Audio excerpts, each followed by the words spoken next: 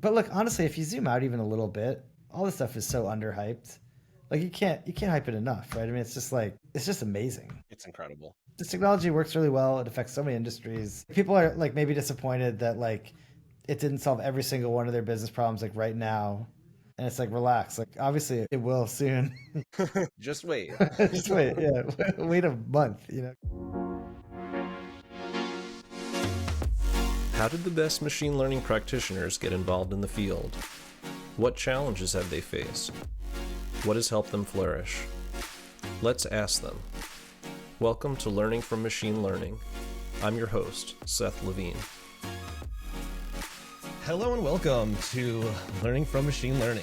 On this episode, we have a very special guest, Lukas Biewald, the co-founder and CEO of Weights and Biases, the host of one of my favorite podcasts, Gradient Descent, one of the earliest AI entrepreneurs, starting CrowdFlower Figure 8 back in 2007. Lukas, it is such a pleasure to have you on the show. Thank you so much. Thanks for having me. We're gonna get right into it. So, what initially attracted you to machine learning?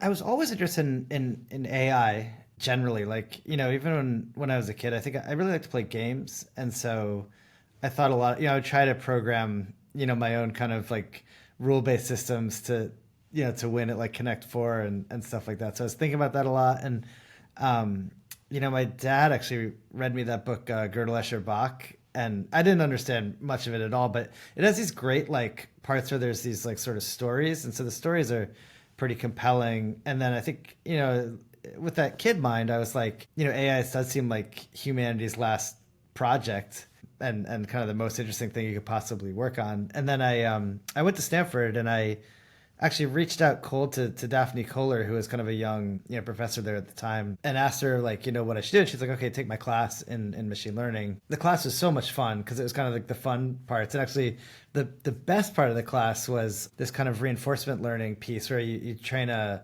Othello program through reinforcement learning to get good at Othello.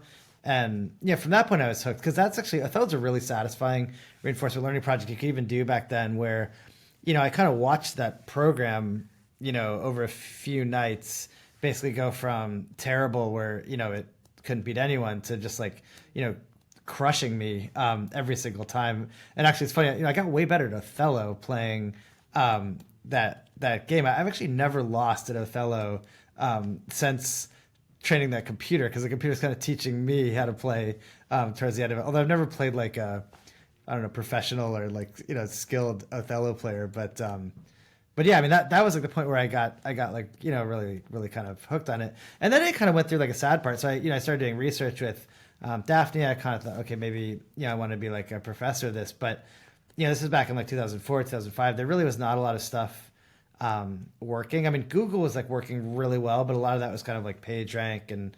a lot of the energy was around sort of like, ranking ads that didn't feel like that satisfying. And I interviewed at like some hedge funds and, I was like, okay, like, I don't know if that's really like, what I wanted to dedicate, my life to. And I was actually thinking like, okay, label data is kind of driving all the research, which is why I got into like the data labeling business. Cause I thought, okay, like if we could create more label data, we could create more interesting applications, which is kind of like what I always, was kind of the most fun part of machine learning is like, really seeing what it can do. And man, I've like lost even what the question was, but I'm No, you're all right. No, it's perfect. It's perfect. So that leads you right into 2007, founding that was your first company that you founded, right? Yeah. You were way ahead of the game. Yeah, although it's funny you say I was like one of the first like AI entrepreneurs. I don't think that's actually true. I mean, there's been like a long people have been building AI companies, since the 70s, 80s. Like, so, I think like the definition of AI kind of changes, like once, we get something working, we like no longer maybe consider it AI all the time. Right. Yeah. But yeah, I mean, that was actually sort of like, it's like an AI winter. It was also sort of like an, economic winter where, there's, like Y Combinator just started, but if you look at those early stuff, those are kind of much weirder ideas. And now I raised my first round. It took a year to raise a round on $2 million, valuation, and we had revenue. So it's really a different time. Like Facebook was just starting to take off, and so another thing that was funny back then was I was building an AI labeling company, but I was kind of coached to take AI, out of the pitch because it was such an AI winner that like investors did not want to invest in anything like related to AI. That just seemed like a bad science project. So, that was like a real sign of the times. But it's funny because what was happening actually behind the scenes is like, these companies were starting to find success, and so the label, like our labeling product, got some quick traction with. Actually, eBay was kind of like our first really big customer, and that really pulled us along. Yeah. You mentioned a couple of really interesting points that I've been talking about also recently, like the moving goalposts of AI, right? Because like once it works, it's just an algorithm. It's like I always think about computer vision, and I think about like face detection and things like that. I mean, those are just algorithms. But if you thought, whatever decades before, if there would be a thing in your pocket that could identify where your face was, right, that would be obviously magical. Now we just think about it like it's just a given. Like, of course, that's how things work. So I guess the modern era of AI entrepreneurship. I guess when I was saying early to the game, there are still companies that are trying to solve those same data labeling problems that you were addressing in 2007. So you could really kind of understand, you had some inkling of something amazing happening. I mean, think about it. That was nearly 20 years ago, and we're still trying to solve these problems, right? Yeah.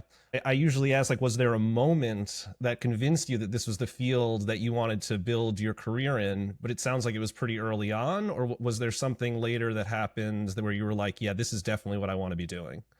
No, I mean, I think it was really early. Like, I mean, like really like a little kid kind of thinking about AI. I think I remember somebody's dad, I think, told me about like simulated annealing, they used to call it, which is kind of like a gradient descent thing. And he told me like something was like designed in that way where they like had the computer like try different weights and then gradually make the weights better. That really just captured my imagination. I was like, like I was writing code. I was like, what if computers could write this code? Like, when you're a kid, you actually like, it's not obvious that like, facial recognition would be hard, but like, multiplying two huge numbers together would be easy. Like, you kind of come to that, over time. And so, I think I had like a lot of optimism, which was sort of like slowly, crushed out of me through like, actually like trying to do it, from like, 2003 to maybe like 2016. And actually, it's funny. I was a big Go player. Like I loved playing Go. I think one of the things I liked about it was that computers are so bad at it. And if if you do play Go, you kind of understand why. Like it's interesting. It's like, Go is like really designed for our brains to do it well in a super cool and satisfying way. But I remember when I was running CrowdFlower Figure 8 when AlphaGo beat Lee Sedol. Yeah.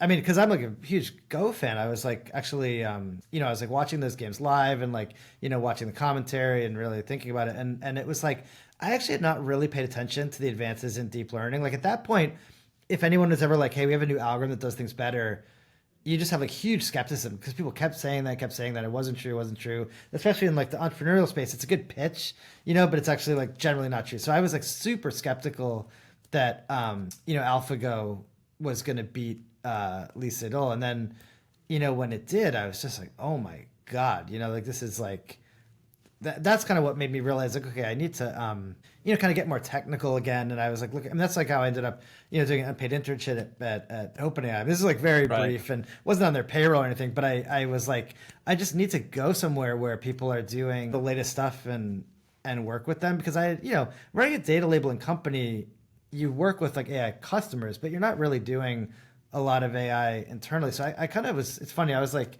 in my 30s and kind of feeling bad about myself. Like I had just become this like totally like deeply non-technical person, just sort of like a mediocre, like entrepreneur and like just didn't, even really know like, what was kind of going on in the space. And so I'm so happy that I did that because I think that like led to me getting a lot more technical again and like actually like getting to enjoy this new era where like all the AI stuff works and like things surprise you by how fast they come rather than like how slow they come. Yeah.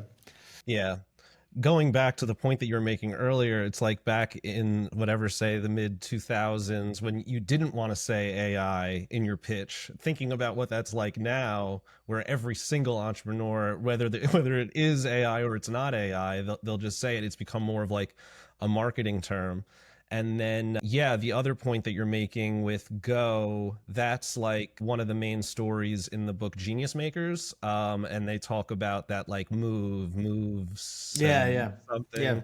Yeah, where it was not intuitive for a human to make that move, but it ended up being the right move, which is just such an interesting idea with AI in general, just like the ability for it to pick up patterns, but it's more than just picking up patterns, it's picking up patterns that humans might not be able to detect, which yeah, unless you're kind of really in it, it's hard to understand the power of it. And I'll tell you, like for the true Go aficionado, which I'm not like a, I don't know, I don't play a lot of Go these days, but I am like pretty interested in it. And when I was a kid, I played a ton of Go, and I'd always think like, okay, like what would like God do?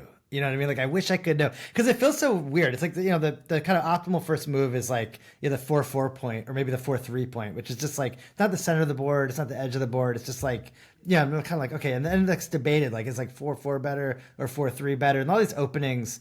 There's a lot of like tradition and like you're kind of like okay how true is it like and there are people who come up with these like wild styles and they like work pretty well and I just always was wondering like could we find out in my lifetime like what the best moves are. And then when they trained it like the Alpha Zero thing where they trained it with like not on professional games, I think the one that beat Lee Sedol was mostly trained on professional games and a little bit of self-play to get a little bit better, but it kind of had a more like a style that like came from humans. But then the ones trained without any human input are so interesting, both where they find like kind of famous human openings and like those, but also there were a few things that were missed, like really like obvious things that you could go back 20 years and actually explain them to like any Go player and the whole world of Go players, like like all these people just missed like these like choices that AI found. I think it's like just so cool and so profound. Yeah, I mean, a little bit happens in chess, but I think Go is like more weird. Yeah, I mean, like I'm also kind of into chess. I'm less proficient at it and know it less well, but it's pretty fun watching the new chess programs that are trained off of again from scratch. And they're so much more aggressive than like the deep blues and stuff, and that makes me feel better about my unsound chess play. I can't speak to my Go, but chess for sure. I used to. I mean, I used to love playing chess. I wish I had more time. And then I also think about like poker and things like that, Yeah. and how much there is. Yes, there is like the mathematical, statistically correct, move to make in every position. But there's also the game that you're playing, and there's the styles that you can have. So it's interesting to think about that. And the parallel that I'm thinking with, frontier models and LLMs and things like that is like personas I'm thinking about that also almost as like the style in which you want something to be behaving in whatever environment you're in with them. So that's interesting, dependent on the context and dependent on like what the prompt is. You could have two very intelligent models and they could respond differently. Yeah, Well, it's but just just to be clear, I'm making a difference. I mean, like, so Go, there's one best style. oh it is okay. So, oh yeah, so like because it's a full information game, like chess, right? So like, there's a best way, there's a best move at any point, obviously, and so I think it's just I think that the models trained without human input now find a better, more effective style than the ones trained on humans that sort of reveal that humans do some suboptimal. Oh, I Things. see what you're saying. I got you. I got you. I guess the thing that I was thinking about with chess was you could have the best move, or in poker, you could have the best move given that you think somebody's going to then respond to you thinking that they're going to respond properly, but you don't know exactly what they're going to respond. So in chess, you could have a move where you're planning 1, 2, 3 moves ahead, but some of the best players are thinking multiple 10, 15, 10, 15 moves ahead. Is it like that with Go also? Maybe I don't know. I guess I don't like Yeah, it's to okay. play that way. I mean, like I think you can.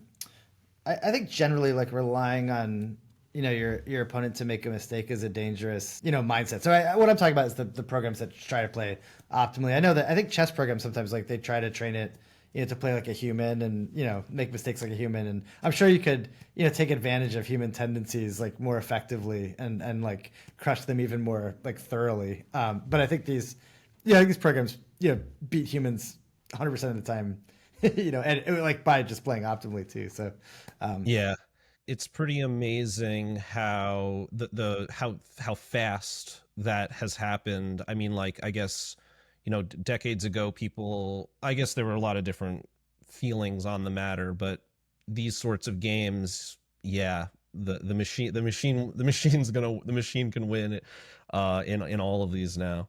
Um, so was it the idea of gradient, like the magic behind gradient descent, the ability for machines to get better over time? That was the thing that kind of attracted you to it, or was it more than that? well, in a way, that's all there is, right? But I mean, there's like what you draw from that, which is like if computers can program other computers, then you could solve literally every problem that humans face, right?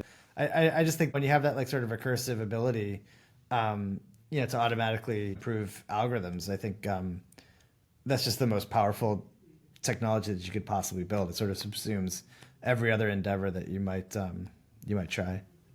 Yeah. Are gonna go for a hard pivot into fast forwarding to founding of Weights and Biases. What was the initial impetus there? Well, I think in some ways for me personally, it was a reaction to, what I liked and didn't like around CrowdFlower Figure Eight. So, I think I felt like CrowdFlower Figure Eight, it's a good business. I mean, Scale AI is like taking it and, run, really far with it. It's a good business, but it's might not be the perfect business for me to be running. Like I think I'm a little more oriented towards wanting to sell to developers, like wanting to make like high quality products. And I think I also just felt like a passion around it, like more than like this seemed like a good business model. I was like, I really respect the people that are building these AI models. I'd like to help them. Like I think like what I have to offer is like kind of understanding like how they work and like how to make their work better. My co-founder Sean and Chris and I, we were just really passionate about like moving forward to the state of the art of AI. We felt like what we had to offer was good developer tools. We had been pretty close to the GitHub founders and kind of watched them, be successful. Also, I think one thing that was helpful to see was the GitHub founders at first. Everyone's like, oh, developer tools, that's a small market. That's a stupid thing to work on. But it's sort of like developers became really powerful within their organizations because like what they're doing was automating companies. I think what we were thinking with Weights and Biases is, these AI developers, even smaller market, it's like a subset of developers, but they're even more powerful within their organizations, right? Because they're automating the automation, right? So like, let's get on their side. Let's like make stuff that's like good for them. And, that's going to be a great thing to offer the world. Yeah, definitely. So Weights and Biases was founded back in 2018. So it's a different machine learning landscape then. I fell in love with Weights and Biases back in 2019. Nice. Good for you. Love it. Yeah, I used it to track experiments. I think I'm not sure if it was even earlier, but definitely one of my first big projects. I was like, I need to figure out a better way than writing all of my results down, and I want this to be automated. I was like, oh, okay, I could just add these 3 lines of code. That sounds great. Love it. And now what it has evolved into, oh my God, it's like, so at the time I was just, logging classification reports and confusion matrices. Now I don't even know if it's like a standard thing. I put like my visualizations. I have like these data map plots that I put into weights and Nice. biases. Yeah, I have a lot of fun with it. I've told every machine learning person that I know how much I really weights and biases has made my career so much better, like just so much better. So thank Wow. you. Thank you. Thanks for that comment. That feels really good. Yeah, definitely. I hope you hear that because it's amazing. It's an amazing tool. Yeah, I guess maybe what happens is people start taking it for granted, but no, it has become ingrained in the way that we do work. 100%. So yeah. But what I was going to talk about or ask you is basically like, yeah, the machine learning landscape has changed. 2018, I think it was, well, I don't know what I was working on, a lot of just like classification stuff. And now 2025, we have the LLM for the last, like, what, 3 years, I guess. It's a very different landscape, the generative landscape. So how has the vision evolved for weights and biases? Can you talk, like, yeah, just with the landscape changing, and yeah, just can you touch Totally. upon that? Yeah, I mean the biggest change by far to the landscape, I think, is that when we started, like, you'd mostly build your own model, and like fine tuning was like some people would do it. It seemed like maybe a good idea, but it was actually kind of unusual. And now I think many tasks you can just use an off the shelf LM. You could go to like if you want to translate something, you don't need to build a translation model. You can ask OpenAI, literally just ask it to translate something, right? And so many of the tasks now are just asking LMs the right way. And then we have like these new, even more exciting tasks where it's like chaining this stuff together and using tools, which you call like agentic systems. I think that's where most of the interesting innovation is. I do think DeepSeek in particular caused the resurgence of people wanting to do their own reinforcement learning. So we are seeing actually more users coming on board to like Weights and Biases original product than ever, which is like really satisfying. But it's like a different style of thing, right? Your models are enormous. You're always running on like GPUs. Often, a lot of GPUs running in a distributed way. Like that's like kind of table stakes. Like it was kind of exotic when we started. Like OpenAI was the only one doing distributed training for a long time on weights and biases. And now I think anybody really trying to do like meaningful scale is doing a distributed training of some variety. So yeah. So look, what happened was, I mean, we have this one kind of product that does experiment tracking that was really popular that we now call our models product, just to give it a name. That's the WB Python package you download. But we added a product called Weave that's designed just for like running LLMs and kind of all the work that happens around that. And the two work actually great together, right? Because a lot of people, you want to build a model, then you want to like run it. But I think that the number of people who would have a need for a product like Weave that could track an LLM that they got off the shelf is much bigger than the number of people building AI models. So I think what we actually saw was this democratization of AI that everybody had talked about, where like anyone can really harness the power of AI. And then they get all the kind of drawbacks of AI too, right? Like just because you're running a third-party LM, it's like still non-deterministic. It's still like really hard like to know how to test it. Like you're never gonna have 100% test coverage when you have a non-deterministic LM underneath your system, and you're gonna have to think a lot about like, okay, like what are the metrics I'm actually trying to optimize here? How do I make them better? What's different is like people kind of coming to that new without any machine learning training. They're not as comfortable with statistics as the average like ML person, and they don't even necessarily in the beginning see the value in evaluations, right? Because it's kind of annoying to set up evaluations, and you just wouldn't think of it. You'd be like, I'll see if it's good, and then I'll like ship it. And so I think in the early days of weights and biases, no one would be like, I shouldn't do evaluations. We're like, how do we do evaluations? Right. Now I think with LMs, you kind of actually have to convince people to do evaluations. I do think there's a flip side of that though. Like I think ML researchers have this tendency to just look at aggregate statistics. And a lot of what our product would try to do is like get you to like look at, individual examples and see what's happening. Cause there's a lot there usually. And usually ML researchers don't do enough of that. I think you see the flip side of that in like this like LLM world where people talk about testing by vibes, but testing by vibes is actually like trying the thing, looking at some examples. It's a really good thing to do.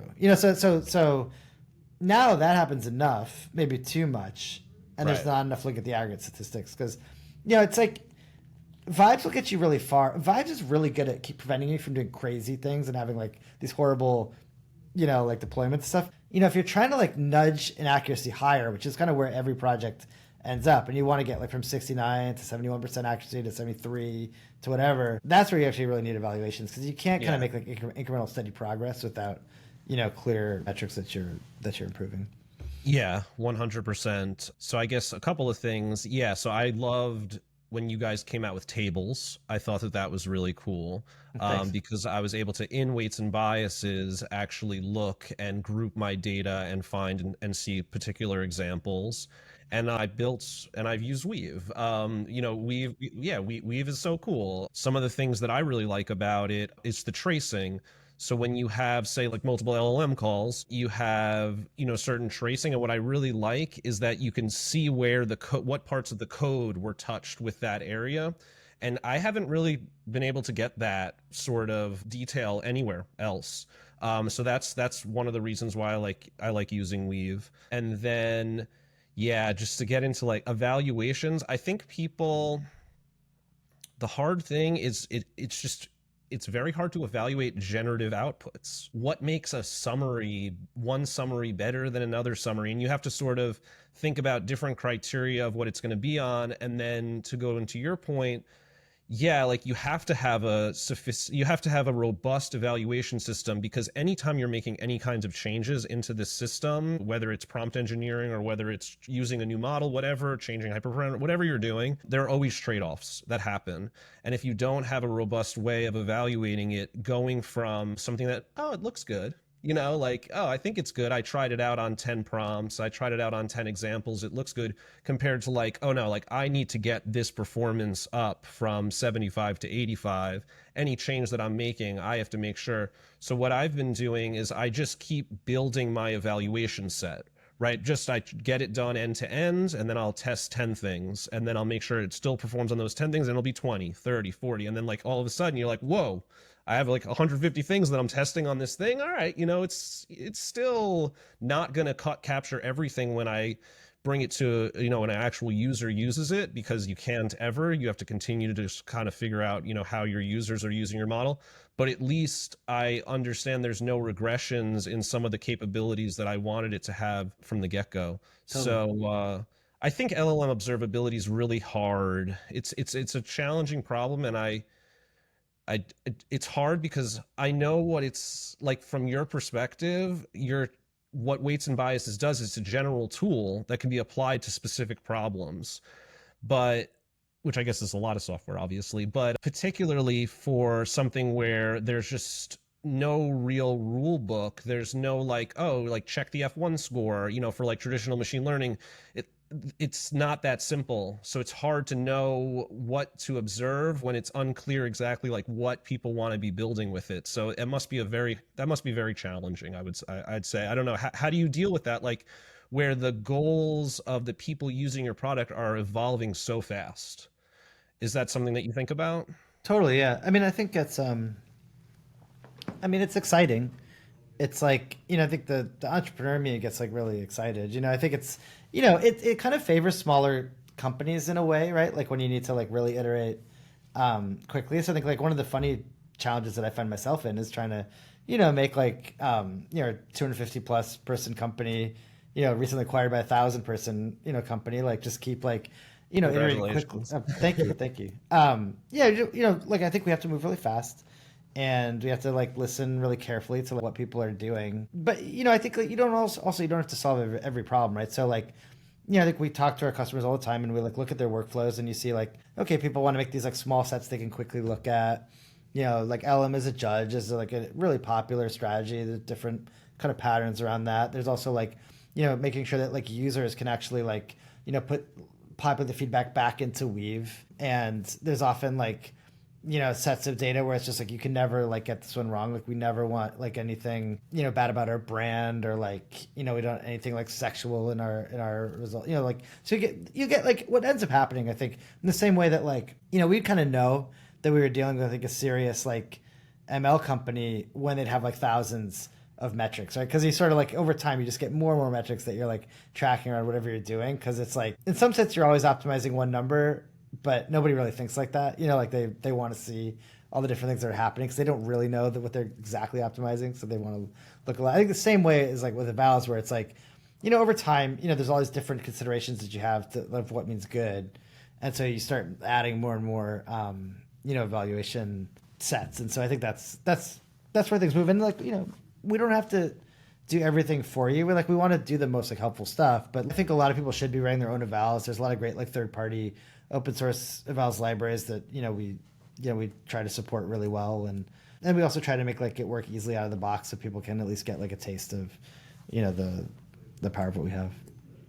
Very cool. We'll go into this one. What are you most excited about the future for Weights and Biases? Well, I think like we're now inside of a public company with really big ambitions, and I think like one thing that's exciting is that they have they have a ton of resources available to build, lots of stuff. So I think like, we had to be really careful about like where we like aimed our, resources, but we knew there's like tons of other like steps in AI workflow that like where we felt like, we could do a better job of building great stuff, but we also wanted to stay focused. But I think now it's like there's a bigger scope here where kind of any step in the AI workflow is kind of like fair game or something like we could build. That gets really exciting to be able to build more stuff. And I think, we obviously like don't want to only work with CoreWeave, and we want to be really careful about always saying that. Like we're going to work with like every cloud, like it's always going to work with all the different, like infrastructure providers out there. But it's kind of interesting to like actually see like real life, infrastructure and hardware deeply, because it does show you there's like more stuff you could surface that I think would like kind of help the end user, especially the AI researcher. Like I think we could do more to like let them know like, hey, weird things are happening in your in your hardware stack in your training that you may want to take a look at. We have a conference coming up in a couple weeks called Fully Connected. And we're going to announce a whole bunch of like integrations there. That's kind of the tip of the iceberg of what I'm excited about. Cool. Yeah, that's exciting. We met last year at Fully Connected. That's a great conference. Yeah. In terms of, joining a larger company and, understanding more of the integration and scaling and things like that. So yeah, you're thinking there's just a more diverse problem set or more areas where you could kind of help your end users, or you're understanding things better, or yeah, like what excites you about that? Well, I think it's like, we go head to head against like Amazon. Amazon, we're friendly with Amazon, but they have a competing product for like most of the stuff that we do. And most of Yeah. their product is like garbage, and I don't even know if they would like, if you privately like meet these people, they'll like tell you that like they think the Weights and Biases, product is better. Boy, I'm not making any friends with this comment, but I think honestly, like I think like we've picked off a few things and done them really well. I think at an executive level, though, people want to buy a complete solution, right? No developer wants that, but for some reason, I shouldn't say for some reason. I understand why. Like executives and companies kind of want to buy like one complete solution, have it be like cohesive and sell it. And I think like it's kind of a danger for Weights and Biases, the product, right? Like people would use like ML Flow because they're like a Databricks shop, and they're just like, look, I wish I could use Weights and Biases, but like Databricks comes with like ML Flow for free, and my boss is saying I have to use it. Like I think there's a lot of power immediately in bringing these two companies together, like CoreWeave and Weights and Biases. Like now we can offer like more complete solutions. CoreWeave is also incredibly fast, like revenue growth, like far faster than us because of this, amazing demand for hardware, and they execute really well. And so we can also like, use some of their resources to build a more complete solution, which is probably where the world is ultimately going. So I think like, we could have gone on alone, but as an entrepreneur, you're always kind of like looking for ways to like get an edge, because these markets tend to be like winner take all or winner take most. And so like, I'm pretty focused on like, okay, how do we like completely dominate, this market, like not end up in some sort of niche category. Yeah. Sort of transitioning into the entrepreneurship parts of things, it's interesting thinking about tech solutions and how there are many solutions obviously for many problems. That's like the exciting thing about being in any market. But basically, like Weights and Biases has a lot of competitors. There's open source competitors, there's other third parties, there's complete companies around it. There are companies where they're just doing things. I mean, you spoke about Amazon a little bit. It's like, yeah, like Amazon has their own foundation models too, but like I don't know a single person that's using them, and they also invested in other foundation models. So they have these huge incentives. But to go back to the other point, there's an interesting thing. If you think about all the problems that are flowing down, like you try to like get a bucket, and you try to like find that bucket that you're going to capture a lot of the problems that you're getting. But then at a certain point, if you're a company that's buying these vendors, it's like, well, how many buckets am I going to have? I want one solution that's going to solve all of these things. And then sometimes, you might not be able to focus narrowly on the problem. So, I mean, I think I know like you definitely think somewhat about this, but I'm curious, like, what's your take on this whole there being many solutions for things and like tech consolidation. Yeah, like you sort of touched upon it, but do you think about that in the industry that you're in?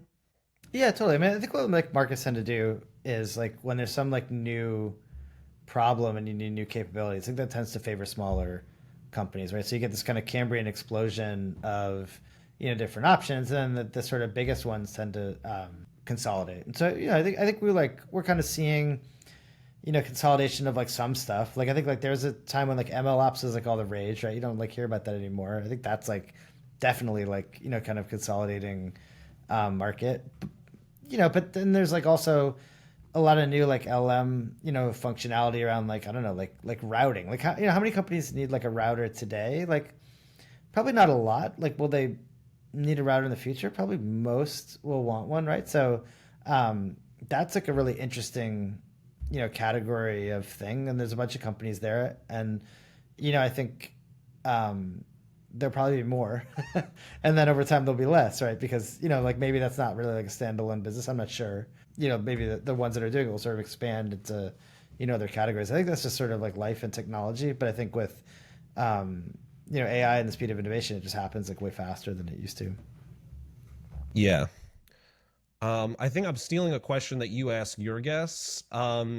What's a free idea? Do you ask that, right? Like what's an idea if you had any time in the world that But would I?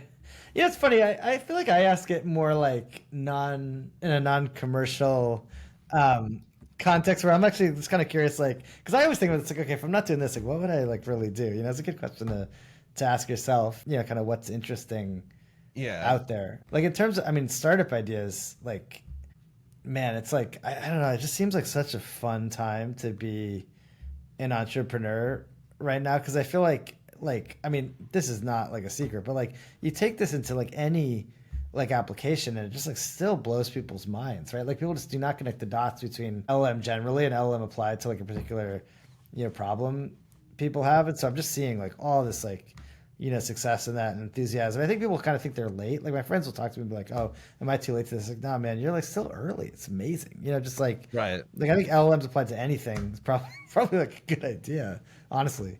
I don't know. Like I think it's like good to pick ideas that you kind of care about. I mean, again, I'm not like telling anybody the things they probably don't know, but it's like the progress in robotics right now is like unbelievably exciting. Yeah. And yeah, that's obviously going to be like this huge thing. And again, I think you might think you're late, but you're early. If you're like looking into that. So yeah, I don't know. That's kind of like what I'm kind of intrigued by. But it's like when you're doing a company, you really don't have time for anything else. So I know. yeah. um, the potential for robotics is just too exciting. I mean, being able to combine sort of all of the power of LLMs along with, computer vision and all that I think that's a really exciting, really exciting field. I'm so curious to see what's going to be coming out in the next couple of years and what people are currently working on. Zooming out to just like kind of machine learning in general, and maybe we touched upon it, maybe we didn't, but what do you think is an important question that you believe remains unanswered in machine learning? I mean, there's a lot. Like, I think like I don't know. One thing I'm like kind of like intrigued by is like if you ran back like history like 1,000 times, like how much of what we do around like a transformer architecture would be consistent and how much is a sort of a product of like how we do it. Like I think like there's just not a lot of like appetite for experimenting with stuff, and people don't tend to write it down when they get just the same result. Like I feel like there used to be like LSTMs and GRUs and all these different architectures. I kind of feel like I even remember like trying to like program these things by hand and like getting a little bit wrong, and it's like still fine. So I wonder a lot about like how much this architecture, like what are the sort of like core bits of this architecture that really matter. And then of course like we now design our chips around this transformer architecture, so it's so like locked in. You wouldn't like want to change the aspects of it. But I mean, I think that's maybe like an intellectual question that I wonder about a lot. And I think I mean, there's been an explosion of research in reinforcement learning right now, which I think is totally makes sense. But I'm having trouble comprehending. I'm talking way like this is what I'm trying to like understand right now is like what about these different like reward functions make them effective or not. um I don't know, I'm confused. Maybe somebody understands it, but Yeah. I'm more confused these days than I was in the past. Yeah. We have a mutual friend that would understand. John Schulman would understand proximal policy optimization. But anyway, going back to the other point, transformers, and I think about it too. I think about this with everything in life. Also, is it just a local maximum or is it a global? Or for grading, is it a local minimum or is it a global? Like, is this the most optimal? And then I just was speaking about it, but also like, yeah, like the 2017 architecture is not the 2025 architecture, and that's because the bet was placed. And the bet was placed, and the infrastructure was put into place, and the chips were made, and the ecosystems were created, and then you start iterating on something.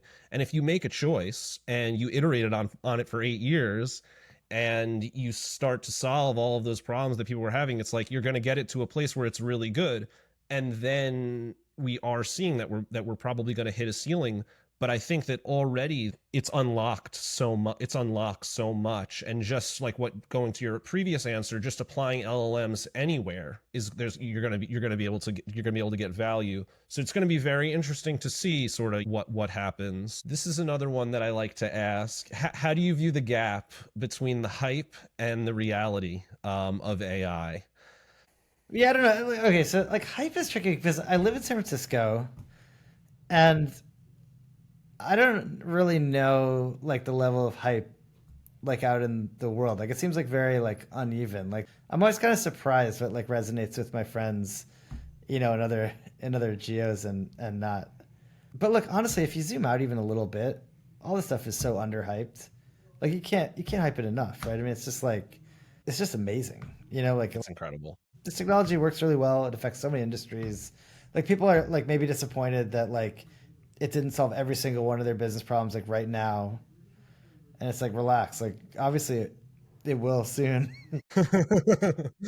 Just wait. Just wait. Yeah, wait a month. Come Yeah, on. exactly. There'll be a new model next month that can do it. Yeah. I mean, one of the exciting things, I don't know if you've had a chance, have you had a chance to play with any of the AI assisted coding, like Cursor or Yeah, of things like course. that? Come on. Yeah. If you're not doing that, what's wrong with you? I like honestly like when I come across Just an engineer that yeah. Yeah. I mean I think there's like I think cursor code is like so much fun. Yeah, I think that like really is a really well done product. Sorry, I mean Claude Code was what I'm saying. Oh, So Cloud Claude Code. Code. Yeah, Claude Code I think it's really like just really like delightful. Like I think Cursor is also really well done. I mean like Windsurf. I mean I don't know. I like them all honestly. Like I think they change like so fast and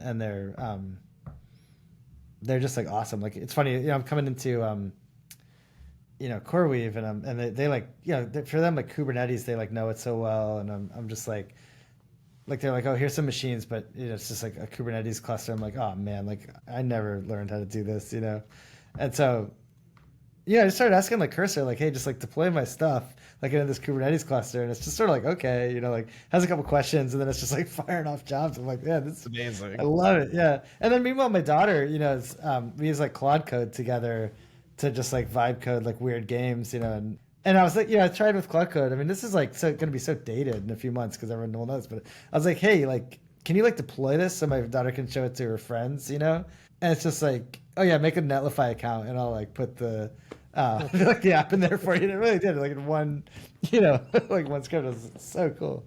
It's so cool. Yeah. Yeah, I find myself like anyone in my company that wants to work on something or like has an idea, I'm just like, can you just download Cursor? It's not that simple. You need to know how to code to be in a code editor, like you do, like you still kind of do, but there are other tools that Well, are there's out there. Lovable. I don't know. My dad Yeah, uses exactly. Lovable. He was making these crazy games and showing them to me. And yeah, I mean, like, yeah, Lovable is great. I mean, there's other ones too, but that's the one that he was playing Yeah. with. So Replit has one, Totally. V0. Yeah, yeah. There's so many, and I'm sure in like a couple of weeks there'll be another dozen that'll be doing something that's mind-boggling. It's amazing. I mean, the nature of work is changing. There are so many people that look at the negatives of it, but there are so many positives to it also. The democratization, like you were talking about earlier, many more people can do many more things. And it's such an exciting time. It's such an exciting time to be in. Um, yeah. What'd your daughter deploy?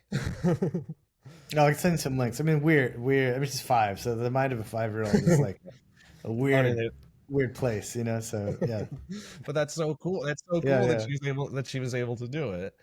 Um, Very cool. Where do you see things in 3 years or 5 years? What's your take on like software developers? Do you think that there's gonna be like do you think there's really gonna be a real hit to software developers, or do you think the nature of work's gonna change? What's your take on there? Well, look, I don't know if I have any special insight. I do think like one thing that I'm seeing that's kind of I've been thinking about a lot, and this is it seems like you might have thought that this sort of be like more of a democratization of code. And certainly that's true, right? It seems like non-developers can like make stuff, but it seems like the more dominant effect is it's making the best developers even more productive than not the best developers. Like I don't know, when you like meet the teams at some of these companies like, Cursor or Codium or Manus or something, it's just like it seems like a small number of like incredibly hardworking, effective people. And so that's like sort of seems like the winning strategy. Like it just sort of seems like everything we do kind of increases inequality, like unfortunately, and that it seems like that's what's happening, right now, and it's very hard to predict. Like I think like if you had told me it would be able to automate a lot of code tasks, I think I would have thought, the upshot of that would be like, wow, now I can like hire like more developers, be even, more effective. But I'm not so sure that that's like the right thing to do right now. Like even with what we're seeing, like it might be, now like really small teams or even like one person can be more effective. I definitely think like, engineers have like more of a product mindset can be more effective because the way a product manager is kind of like a prompt engineer, for engineers, right? So, it seems like, 100%, yeah, 100%. it seems like moving up the sort of stack is probably, probably like favors that. But yeah, Yeah. I mean, I don't know. I think about it with like my kids too. It's like, okay, like should they like learn to code? And it's definitely like I'm kind of like, okay, like learn to code as we do today. If it's like fun for you in the same way that I think like woodworking projects are like sometimes fun. Right. Maybe we'll have like artisanal, libraries like with some charming bugs in them. I don't know. Yeah. um, yeah. That's funny. No, it's a couple of good points there. I mean, well, I'll start with the last one. It's like, like I had to like build a clock at one point in my life, and no, I never need to know how to actually build a clock, but I learned so much Wow. What like kind of just clock doing did that. you build? It was like at camp, and it was like woodworking, and then we put like the motor in, and it was able to do Wow. it. Yeah, That's cool. it was pretty cool. I remember like staining the wood and cutting it and sanding it and doing all that stuff. Like no, like do I ever need to do that stuff? But it's like being able to do it. I think there's like one of my friends in college always used to talk about this time that he was working as a farmer basically, and how much it changed the way that he just thought about everything, like what it takes to maintain a garden or a set of crops. It's like those are the lessons that are very important that you need when you're doing anything that has anything that's not just like a one-time thing, right? Like which code very much is. It's something that evolves over time. So being able to maintain and take care of your code is something that's very important. And then you also raise a really interesting point. It's like, yes, there is the democratization, but there's also the concentration of power. Whether you believe in like the 10x engineer or not, but of whatever, a very highly effective engineer that's then able to automate more of their work is just going to become extremely effective. Doesn't everyone Um, believe in the 10x engineer? Like, how could you not? Like, you if you've do, actually worked with yeah. engineers, I think that's like, I mean, I can't I don't know. imagine not believing I the didn't next want. I didn't century. want to assume. I just didn't want to assume that you did, because some people are very much like, I don't know. I've seen a lot of polarity on that. Like, you know, Really? some people, yeah, some people really don't, and then some people really are. Maybe it's all. Maybe you're right. Maybe I'm just not talking to the right people. I think that if you know engineers, you know that there really are people I that. can't imagine like work with engineers and not No, believing in a they 10x engineer. Yeah. Yeah, no, 100%. Um, No, there are people that are just capable of doing, that are capable of architecting things that just other people are not capable of doing, and make an impact that's just much larger on things. 100%. Yeah. But yeah, so I just didn't want to assume that that's what you thought too. no, no, fair. I'm moving into like advice and things like that. I'm gonna switch this one. What advice would you give yourself when you were starting your career? Yeah, I think the most important advice I'd give myself is like, Lucas, like you think you're late, but you're early. Like I just always felt bad. Like like it's funny. Like I graduated, in like 2005, and I got an offer to go to Google, and I think I didn't take it honestly because I was like, oh, all my friends went there. Like, it's like it must be like late, you know. I think like my whole career I was always like feeling bad that I was like late to stuff, but actually like I was um like early to everything, and so yeah, I don't know. I think maybe that would make me just feel better about my career. The advice is tricky, right? Yeah, What advice would I give myself? It's probably something I should think about more. that's a good one though. I think another thing that I realized later is like carving out like huge blocks of time to stay technical. I kind of felt like bad about that actually when I was like first, for like a long time.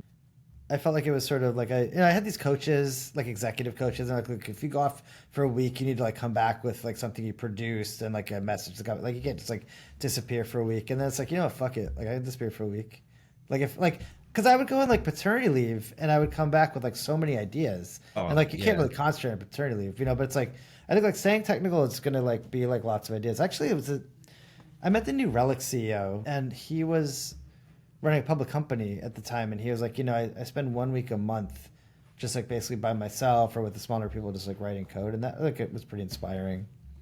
And I think another thing, it's like, I think for a long time, like people have this stupid idea that you can have these like executives that don't stay technical or able to do like the IC work, and because like management is like its own skill, and so you should hire like good managers, like not like good ICs. And I just think that's like so stupid. It's like how many times do you have to see, you hire someone who's like seems like a good manager, but they can't do the individual work, and watch them fail before it's just like give me a fucking break. Like, if you're gonna like work for me, you better be able to do the IC job.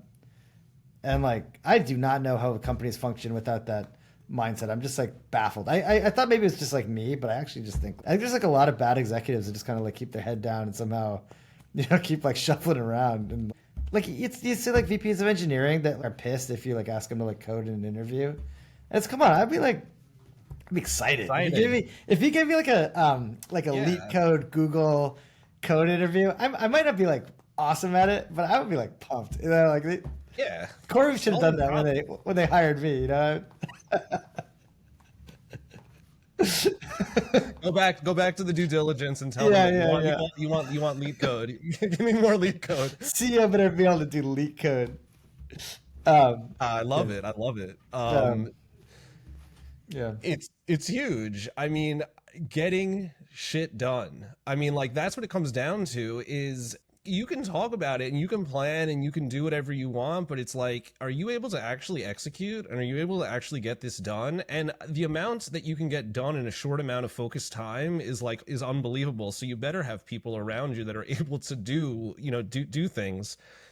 I think that in what I love about startups is that you don't have the time, you don't have the fat, you don't have that. You can't, you won't survive, right? If you're someone that can't execute, if you're somebody that's not able to get the job done, it's just like you don't have you can't really have a role at a startup. That's what I love about Totally. about entrepreneurship. Yeah, and thank you for the real answer. That was great. I like that a lot. So getting into just this is learning from machine learning. So I have to ask the question, what is a career in machine learning taught you about life?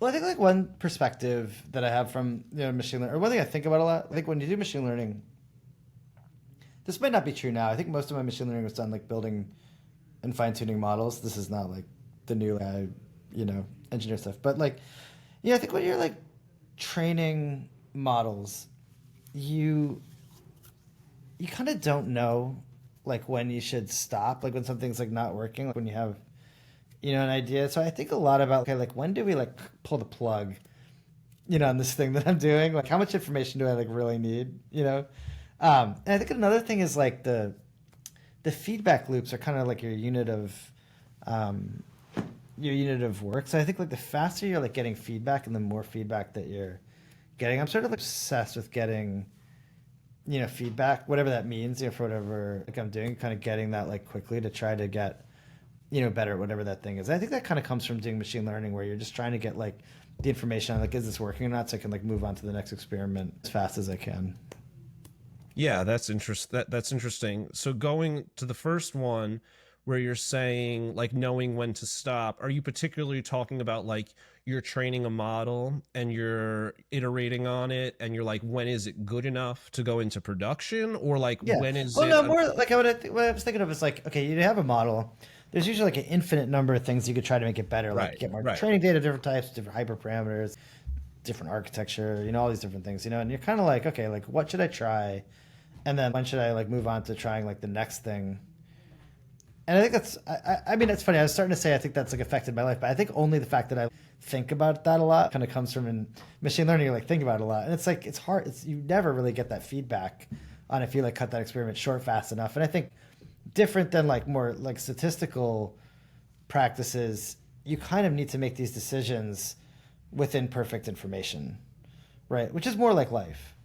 Like I think like medical stuff. I felt very familiar having like medical issues where I'm trying to look at a bunch of studies that don't kind of line up, and none of them are like seem totally statistically significant, but yet you have to make a decision about your health that's important. That felt like a very familiar situation to me from machine learning, where you've done a bunch of tests, none of them are perfect.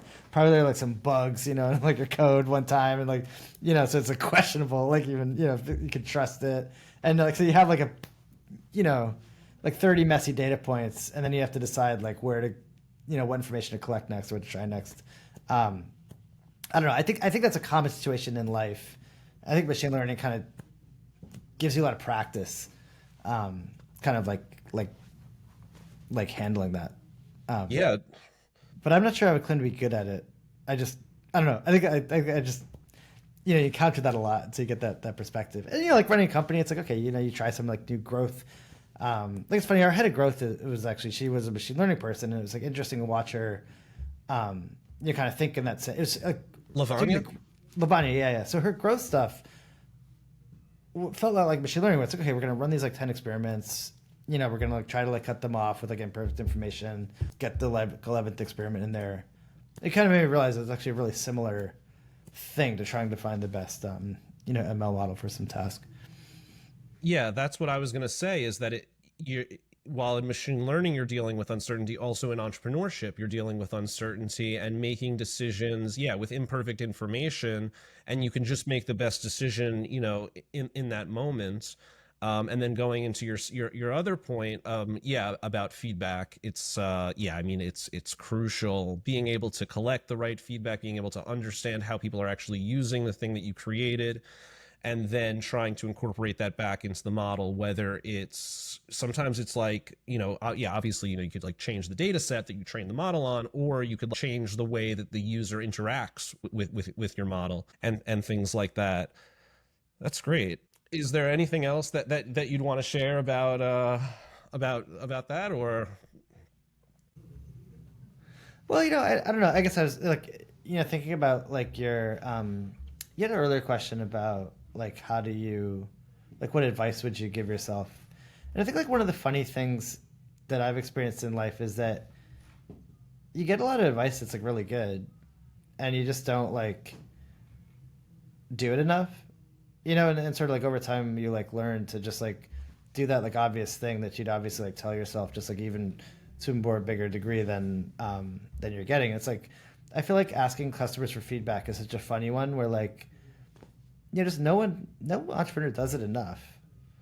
And it's like it's not the only thing, right? Like, like I mean just sort of blindly doing what customers want is kind of a stupid way, to operate. But I think like understanding customers deeply and asking them like what they're thinking and like, like what they would want. It's like I really think that I think all my co-founders, we really like one thing about like all my co-founders, my two other co-founders, we all really had in common was we really felt like super bad when customers were unhappy. And we like worried about it a lot, and like, it would really like hurt our feelings. You know what I mean? And so like I feel like we all kind of just like maybe a little bit of like an anxious style. Like we'd be like asking for feedback because I think we'd just be like worrying, like, okay, is there some problem? Like why aren't you using our product? And I think like getting that feedback from customers like all the time, just like really, really helped us be successful. And it's so basic, but it's like I don't know, I like watch a lot of entrepreneurs like not do that. And I think even at my first company I probably didn't do it enough. Honestly, as I'm talking about this, probably should do it even more. Now, but it's funny because everyone knows you're supposed to do that. But Right. I think it's like pretty annoying to do it. It's like a little bit stressful, and we just don't do it enough.